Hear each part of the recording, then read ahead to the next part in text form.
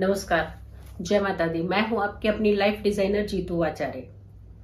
माघ महीना बहुत ही पावन पवित्र महीना होता है और ये महीना ऐसा महीना होता है जिसे कल्पवास महीना भी कहते हैं। यानी सिर्फ और सिर्फ अंतर ध्यान होकर के भगवान के साथ लगन लगाने का महीना, अपने सारे चक्रास को एक्टिवेट करने का महीना कहा जाता है। शुद्धता का महीना, पावन महीना और शक्तियों से भरा हुआ महीना होता है ये। इस महीने में अगर आप जरा सा भी मनन चिंतन करते हैं तो आपकी सारी एनर्जीज जो हैं वो बहुत ही जल्दी कंट्रोल में आती हैं और वो भी सकारात्मक ऊर्जा आपके इर्द गिर्द आना शुरू हो जाती है, यानी पॉजिटिव एनर्जीज। अब जब माघ महीने की बात कर रहे हैं तो माघ महीना किस दिन से शुरू हो रहा है और ये कल्पवास का महीना है, तो इसमें क्या खासियत है इस महीने की। अब जब माघ महीने की बात कर रहे हैं तो 18 जनवरी से ये महीना शुरू हो रहा है और 1 फरवरी तक रहेगा माघ कृष्ण पक्ष का महीना।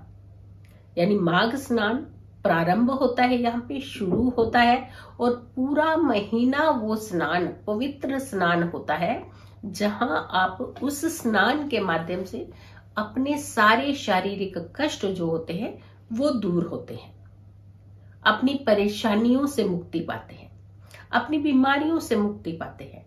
यही महीना होता है जहां आप अपनी सारी एनर्जीज को पॉजिटिव और क्लीन ऑरा जिसे हम कहते हैं वो कर सकते हैं। इस महीने में बड़े बड़े चमत्कार हुए हैं। इस महीने में कुछ देवीय शक्तियों के बहुत ही ज्यादा अच्छी एनर्जी देने वाली शक्तियों का आगमन हुआ है और यही वो महीना होता है जहां आप अपनी देह के कष्ट भी निकाल सकते हैं। अपने मानसिक कष्ट, खास करके स्ट्रेस को जो होता है, लोगों को बहुत घेर जाता है, घर कर जाता है, ऐसे स्ट्रेस से आप दूर होते हैं। 18 जनवरी से जो महीना शुरू हो रहा है वो 1 फरवरी तक माघ कृष्ण पक्ष रहेगा और फिर 2 फरवरी से शुरू हो जाएगा माघ महीने का शुक्ल पक्ष, जो कि 16 फरवरी तक रहने वाला है। यानी पूरा महीना ये बहुत ही देवीय महीना है और पूरा महीना में खास करके जब लास्ट की पूर्णिमा आती है, माघी पूर्णिमा जिसे आप कहते हैं, कि माघ स्नान जो होता है वहां पे जाकर के समाप्त होता है। जैसे एक तरफ ये स्नान जो है कृष्ण पक्ष की तिथि से शुरू होता है, वहीं दूसरी तरफ इसकी जो समाप्ति होती है वो शुक्ल पक्ष की पूर्णिमा तिथि के साथ होती है और उसी दिन श्री गुरु रविदास जयंती भी है।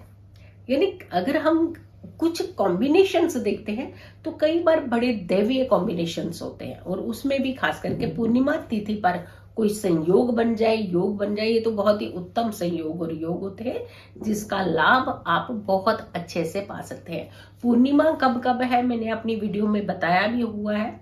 आप पूरे साल की पूर्णिमा कब कब पड़ेगी और कौन से पूर्णिमा किस किस उपलक्ष्य में है, खास क्या है उसमें, यानी हर महीने जो पूर्णिमा पड़ेगी तो कौन सी पूर्णिमा पड़ेगी, तो आप उस वीडियो को भी जाकर के देख सकते हैं, क्योंकि आगे कितनी पूर्णिमा पड़ने वाली है और कौन कौन सी पूर्णिमा कब कब किस किस तिथि पर पड़ने वाली है, तो उस वीडियो को भी आप जरूर देख सकते हैं। नदियों का इस समय बहुत महत्व होता है, सरोवरों का बहुत महत्व होता है। यानी नदियों के तट पर ही कल्पवास किया जाता है, यानी एकाग्र होकर के निवास किया जाता है। वहां रुका जाता था, वहां लोग स्टे करते थे, टेंट लगाते थे, ऐसी जगहों पर जाते थे, कुछ दिन अपनी एनर्जीज को हील करते थे और उसके बाद वो अपने घरों को लौटते थे। तो पहले चलन जो था वो बहुत अलग था।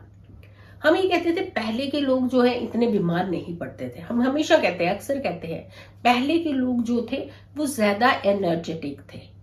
तो आखिर ऐसी क्या थी, वो कैसे इतनी ऊर्जा को अपने पास एकत्रित रखते थे, इकट्ठा करके रखते थे। तो वो टाइम टू टाइम बहुत सारे ऐसे रिचुअल करते थे जो आज आप और हम इस भागदौड़ की जिंदगी से दूर करते जा रहे हैं। घरों में रोशन करना, घरों की रोशनी करना, घरों में धूनी करना, घरों में कपूर जलाया जाता था, घरों में दीपक जलाए जाते थे। किसी भी शुभ अवसर तिथियों पर दीपक का बहुत खास प्रावधान था, दान का बहुत प्रावधान था, स्नान का बड़ा प्रावधान होता था। उस समय स्नान भी बहुत अर्ली मॉर्निंग सुबह उठ के करते थे और फ्रेश वाटर से ही स्नान करते हैं। लेकिन आजकल देखिए वेस्टर्नाइज होते हुए हमने बहुत सारे बदलाव कर दिए अपनी चीजों में, जिसके चलते आज हम बहुत सारी समस्याओं के घेरे में भी होते जा रहे हैं। चलिए, कल्पवास की अगर हम बताएं तो पुराणों में भी इसका बहुत ज्यादा जिक्र है, यानी हमारे जितने पुराण हैं उनमें भी कल्पवास का जिक्र है। बहुत अच्छे से डिफाइन तरीके से उसमें भी बताया गया है कि कल्पवास से आप अपनी सारी एनर्जीज को हील करते हो। आपके अंदर एक पॉजिटिव एनर्जी आती है, आपके अंदर एक संयम आता है, आपके अंदर धैर्य आता है, आपके अंदर एक शक्तियां जो है वो उत्पन्न होती हैं। और वैसे भी कहा जाता है कि जब हम एकाग्र होकर के पूजा पाठ जप तप दान करते हैं तो उसका लाभ जो है वो बहुत ज्यादा हमें मिलने लगता है। मौन रहना उसी में से ही कुछ था। मौनी अमावस्या खैर खास होती है इस समय, जब हम मौन रह करके कुछ अपनी एनर्जीज को हील कर सकते हैं, तो मौन रहने का भी वो खास महत्व होता था। लेकिन जब हम माघ महीने के कल्पवास की बात करते हैं, वहां मौन रहते थे। बहुत सारे हमारे तपस्वी ऋषि मुनि ये जप तप बहुत ज्यादा करते थे और खास करके कल्पवास तो बहुत ज्यादा करते हैं। तभी कहते हैं उनका ऑरा जो होता है वो बहुत जल्दी हमें दूर से ही अट्रैक्ट करता है। तो उन्होंने अपनी जिंदगी में बहुत सारी पॉजिटिव एनर्जीज को होता है वो एकत्रित किया होता है। लेकिन हम धीरे धीरे इन सारी चीजों से दूर होते हैं। तामसिक भोजन करने वालों को नेगेटिव एनर्जीज का सामना ज्यादा करना पड़ता है। हमेशा ध्यान रखिए, सात्विक भोजन करने वालों की एनर्जीज जल्दी हील होती है रादर देन तामसिक भोजन करने वाले। ऐसा नहीं कि उनको फायदा नहीं मिलता होगा, लेकिन तामसिक भोजन आपकी सारे चक्रास को डीएक्टिवेट करता है, एक्टिवेट नहीं करता है, पॉजिटिव एनर्जीज नहीं देता है। तो मांसाहारी मांस का सेवन ये वैसे भी आपके शरीर के लिए अच्छा माना ही नहीं जाता है। तो सात्विक भोजन का ही खास प्रावधान है, जो कि पिछले कई सालों से युगों से चलता आया है कि सात्विक भोजन आहार आपके जीवन में बहुत सारी पॉजिटिविटी लाता है। जैसा खाते हैं अन्न वैसा ही होता है मन। तो इसीलिए ये कहावत जो है ऐसे नहीं बनी थी, इसी चक्कर में ही ये कहावत बनी थी कि जैसे हम ग्रहण करते हैं जिन चीजों को, ऐसा ही हमारा स्वभाव, हमारे सिस्टम, ऐसी ही हमारे चक्रास जो है उसकी एनर्जीज जो है वो होने लगती है। अब जब हम कल्पवास की कहते हैं, अब हम वहां तो नहीं जा पाएंगे, घाटों पे नहीं जा पाते हैं, लेकिन क्या हम घरों के अंदर रह करके भी कुछ उपाय नहीं कर सकते हैं? जल चंद्रमा के कारक, हमारे चंद्रमा अगर कहते हैं कि कुंडली में बहुत अच्छा होता है तो हम हमेशा एनर्जेटिक पॉजिटिव रहते हैं। और चंद्रमा अगर के कमजोर होता है तो हम बहुत ही ज्यादा बलहीन होते हैं, मतलब हमारे पास बल ही नहीं होता, सहनशीलता ही नहीं होती, संयम ही नहीं होता, शक्तियां ही नहीं होती, धैर्य ही नहीं होता। तो जल जो है वो हमारा जीवन है ही है।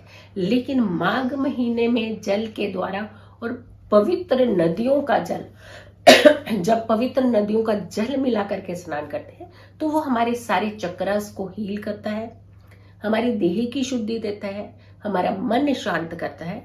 तो पूरा माघ महीना आपने सुबह सुबह उठ करके स्नान जरूर करना है।